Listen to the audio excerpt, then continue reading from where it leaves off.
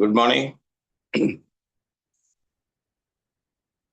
सर्वांना देव आशीर्वाद देव. आणि आज आपण सेवंथ डे ऍडव्हेंटिस्ट विश्वास मधील 28 तत्व वाचत आहोत. त्यामधले शेवटचे लास्ट सेकंड 2 पेजेस राहिलेले आहेत. आज लास्ट सेकंड आणि उद्या लास्ट पेज होईल. पान नंबर 405 वर आपण आलेलो आहोत. आणि परमेश्वर या ठिकाणी नवीन पृथ्वीबद्दल काय बोलतो याविषयी आपण पाहत आहोत. त्यामध्ये आजच्या या मुद्द्याचं नाव आहे प्रत्येक दुष्टाईचे निर्मूलन. दुष्टाईचं नावच नाही. ज्या वेळेला नवीन पृथ्वीमध्ये आपण असू, दुष्टाई हा प्रकारच नसणार. तुम्हाला वाईट गोष्ट दिसणारच नाही. यासाठी खूप सुंदर वचन प्रकटीकरण 21:4 सांगितलेले आहे. काही उत्तेजनाच्या आश्वासनामध्ये नवीन पृथ्वीमध्ये कोणत्या गोष्टी असणार नाहीत.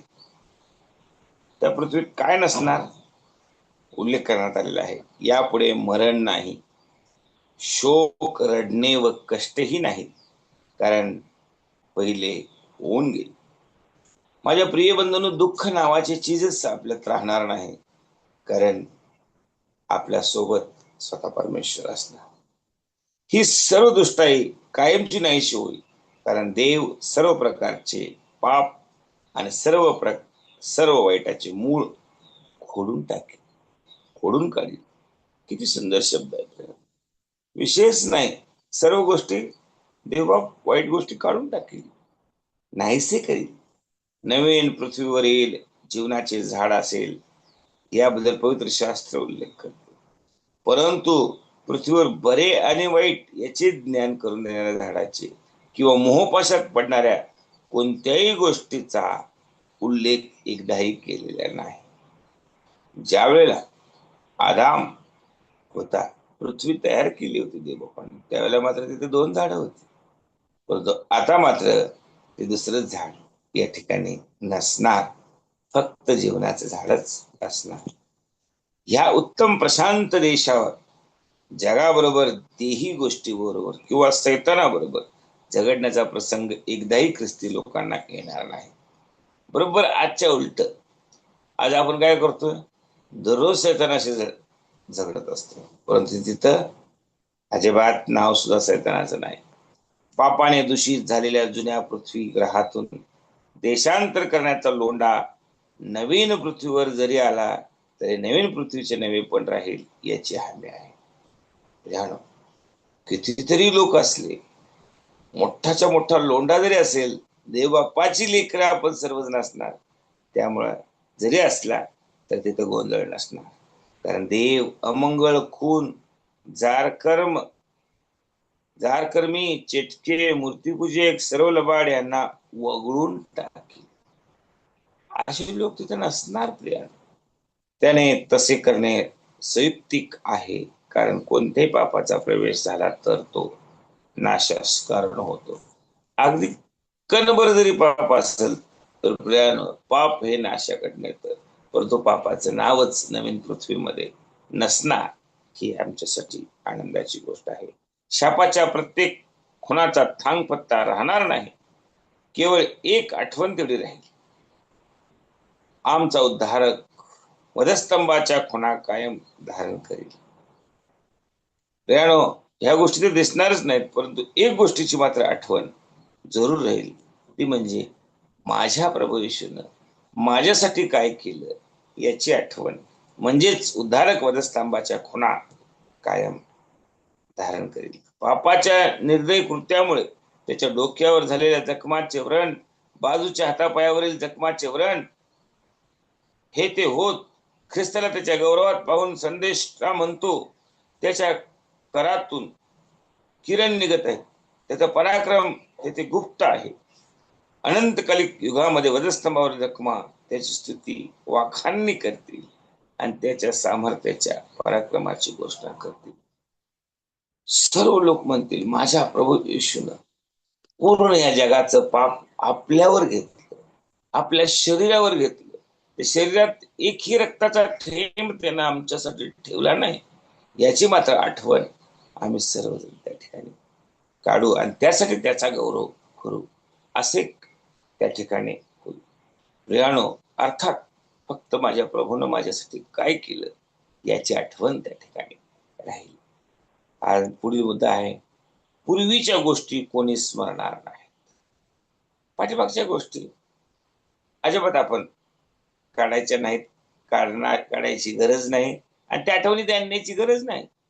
हा एक मुद्दा. यशया म्हणतो, नवीन पृथ्वीवर पूर्वीच्या गोष्टी स्मरणार नाही, त्या कोणाच्या ध्यानात येणार नाही.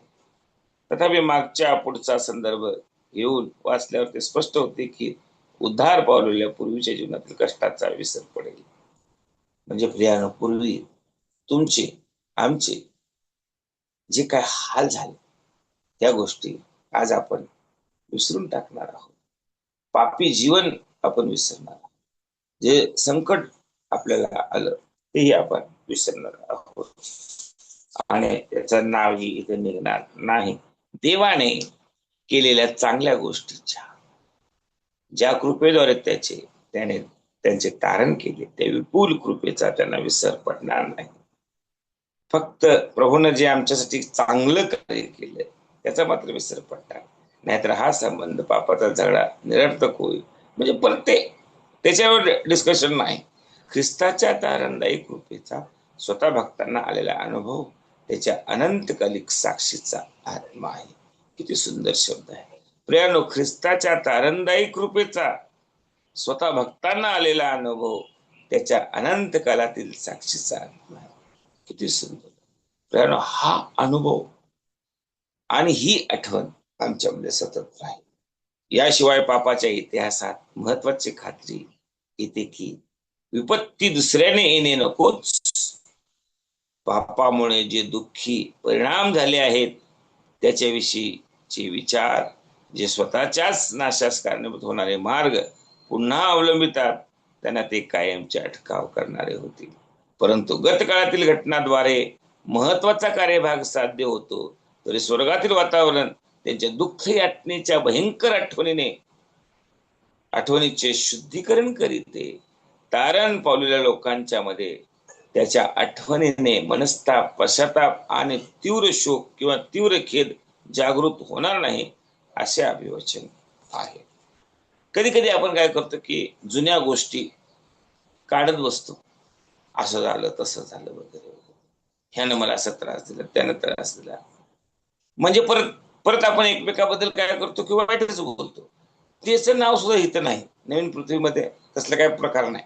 फक्त देव देव देव, स्तुती, गौरव, शांतता, समाधान, आनंद, ह्या सर्व गोष्टी यावरती आपण जास्त लक्ष दे, म्हणजे त्या वातावरणात आपण राहणार. पुढील मुद्दा आहे नवी उत्पत्तीवरील विश्वासाचे मोल. नवी उत्पत्तीवरील विश्वासाचे मोल. आज त्या ठिकाणी विश्वास सुद्धा त्या नवीन पृथ्वीमध्ये कसा असणार, त्याचं मोल काय असणार हे आपण पाहणार आहोत. नवी पृथ्वी याविषयीच्या शिक्षणाने ख्रिस्ती व्यक्तीला अनेक अतिव्यवहार फायदे होतात. निश्चित आहे, निश्चित देवाच्या सानिध्यातल्या नव्या पृथ्वीमध्ये आम्हाला फायदाच आहे. त्याद्वारे टिकून राहण्यास प्रोत्साहन मिळते. त्या वातावरण राहण्यामध्ये अगदी नेहमी आम्ही ताजेतवाने असणार. ख्रिस्ताने स्वतः त्याचकडे जो आनंद ठेविला होता त्याकरता त्याने लज्जा मानून तुच्छ उदस्तंभ सहन केला. भावी गौरवावर ध्यानस्थ हो पौलाने त्याच्या धैर्याचे नवीकरण केले. यास्तव आम्ही धैर्य सोडित नाही, कारण आम्हावर येणारे क्षणिक व अल्प संकट हे आम्हासाठी मोठ्या प्रमाणात अनंतकालिक गौरवाचा भार उत्पन्न करते.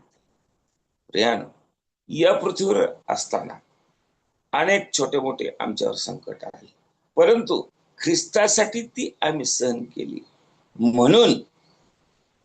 म्हणून देवाचं वचन हे खूप सुंदर प्रकारे सांगते की तुमच्यावर आलेलं छोटस संकट हे सुद्धा अनंतकालिक गौरवाचा भार उत्पन्न करतो. आम्ही ते दुःख सहन केलं, आम्ही ते दुःख ख्रिस्तासाठी सहन केलं, म्हणून स्वर्गाच्या राज्यात आम्ही आलो आणि म्हणून नवीन पृथ्वीमध्ये आम्ही सुखी आणि आनंदी असणार.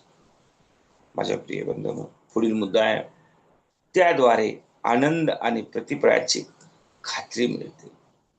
आज आम्हाला काय खात्री आहे, काय गोष्ट मिळेल, काय आनंद, कुठल्या गोष्टीच्या प्रतिफळाची खात्री आहे? ती म्हणजे आनंद. आज आनंदाच्या प्रतिफळाची खात्री आहे.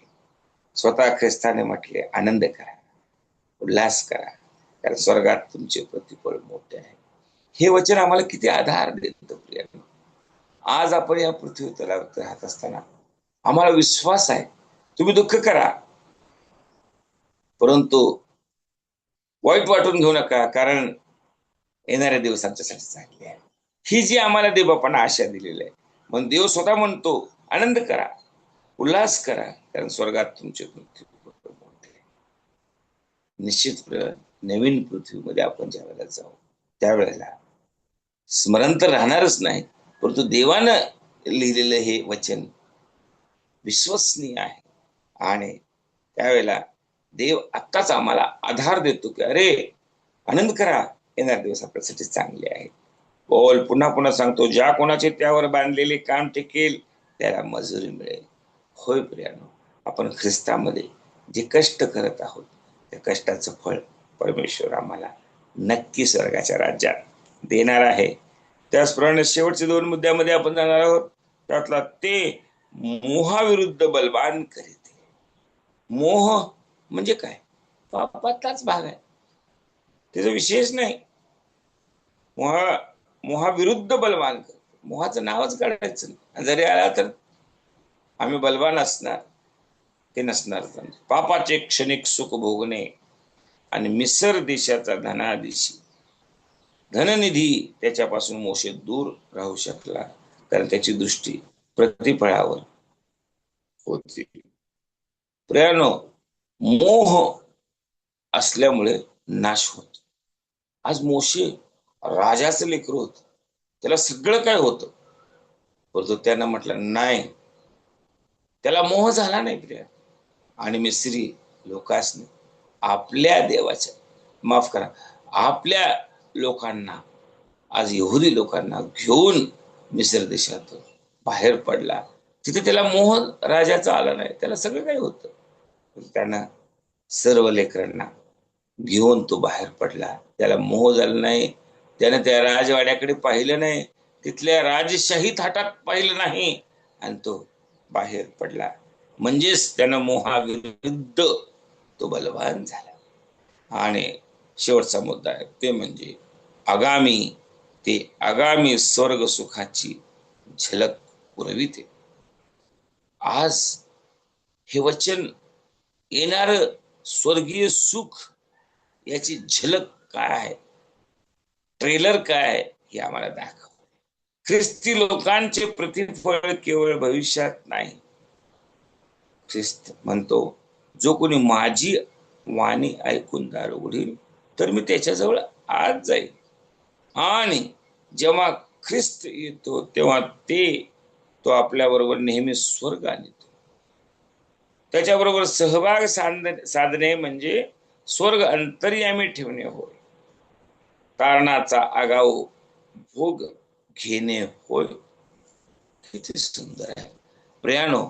प्रभू येशू ख्रिस्त प्रकटीकरण 3:20 मध्ये म्हणतो, जो कोणी मला पाहून दार उघडेल त्याच्या अंतःकरणामध्ये आतमध्ये येईल, त्याच्याबरोबर जेवी, म्हणजे त्याच्याबरोबर राहील. मग देवाचा सानिध्य हे स्वर्गाचं सुख आहे, स्वर्गाच्या सुखाशी इक्विव्हॅलेंट आहे.